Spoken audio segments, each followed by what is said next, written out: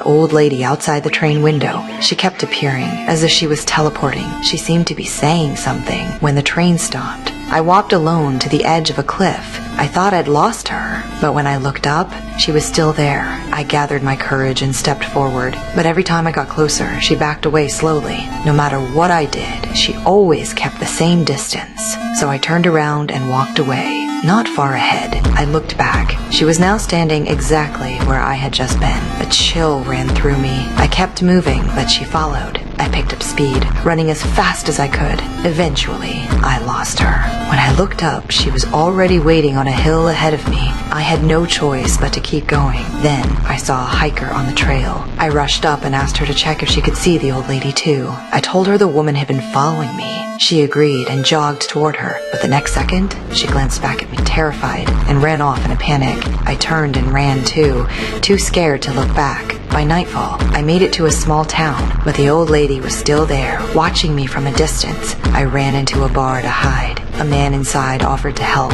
He said he was heading home and could go ask the woman what she wanted. But when he got close, the same thing happened again. He looked back at the bar, then ran off without a word. My blood went cold. I refused to step outside after that. I stayed in the bar. 2 days later, the owner came to me. She told me I had to leave. That man, he'd vanished like he never existed. With nowhere else to go, I returned to my foster mom's house. I told her everything. She didn't say much. Instead, she called me and walked straight toward the woman. I begged her not to. I told her everyone who got close ran away. She didn't listen. She kept walking, and then it happened. Mom, whatever she's saying, just don't... No, Mom! Mom, don't listen to her! Please don't do this to me, Mom! Mom, don't do this to me, Mom! When I reached the road, the old lady was still standing there. My foster mom was already in a cab. She looked at me like I was a stranger. I ran toward her, but the car drove off. I kept calling her, leaving message after message. She never replied. One night, I came home and found the lock had been changed. I knew she'd been back. I knocked for hours. No one answered. Later that night, we finally spoke on the phone. The voice on the other end was no longer the same. Please stop calling. Go away. I'm your daughter. No. Except you're not. Are you? Even your real mother didn't want you.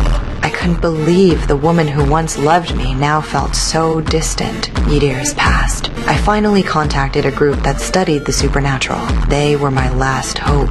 I told them about the old lady. She's like a filter. If I don't point her out, no one sees her. And no matter where I go, she always stays exactly 73 yards behind me. They pulled out a monitor and showed me the clearest image they had. They explained the 73 yards is the furthest the human eye can clearly see, and the point where sound starts to fade. I said I'd tried cameras, binoculars, nothing worked. Her face was always blurry. They nodded. If that's the case, they said the only option lefty was to catch her. Go, go, go!